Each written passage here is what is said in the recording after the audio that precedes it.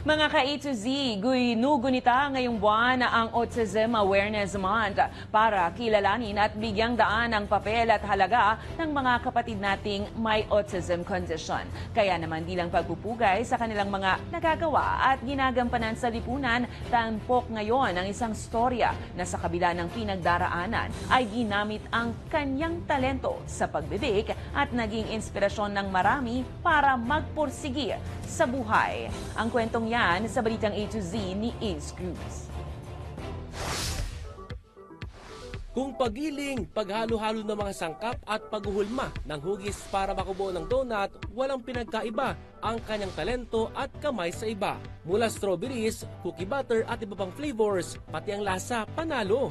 Siya si Mateo, ang 10 taong gulang na nahanap ang hilig sa pagbibake noong kasagsagan ng pandemya. Pero lingid sa kalaman ng marami ang kondisyon ni Mateo. 3 taong gulang pa lang siya nang may mapansin ng kakaiba sa kanya. Pag tinatawag mo siya, hindi siya lumilingon. Pag sa ibang kids, hindi siya nakikipaglaro. Akala ko nung una, pipe or bingi siya, ganon. So, pina-check na namin siya sa developmental pediatrician. Hanggang sa na-discovering may autism spectrum disorder na pala siya.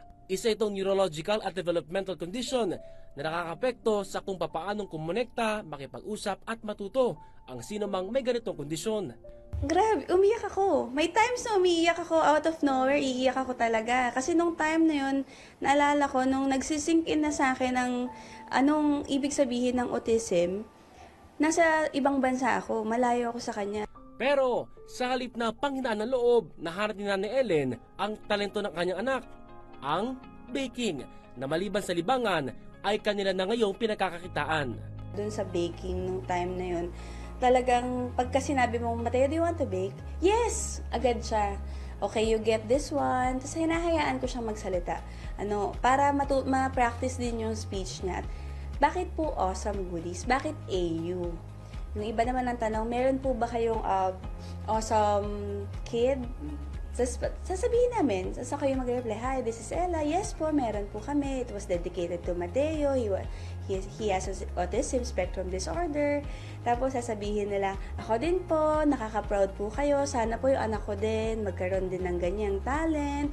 Sana po ma-discover din ng anak ko. Yung mga ganong mga wishful thinking na parent to parent. Pangarap ni Nanay Ellen na magsilbing workshop sa iba pang gaya ni Mateo ang bake siya para mailabas din ang aking galing na iba pang mga bata. In-enroll din si Mateo sa isang developmental institution. Na hihirapan po siya with social skills or yung pakikitungo kumbaga sa ibang tao.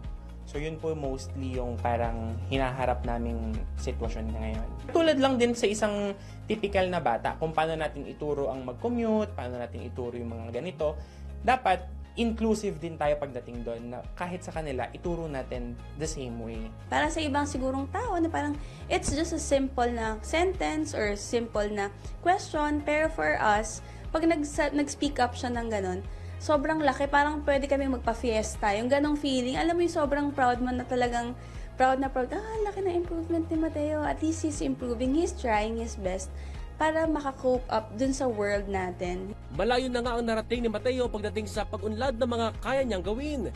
Pero hindi nawawalan ng pag-asa si Nanay Ellen. Ang hiling lamang nila sa publiko, pag-unawa at pagtanggap. Hi, Tay! Mommy is so proud of you.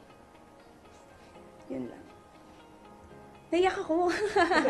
Para sa Balitang A to Z, Ace Cruz.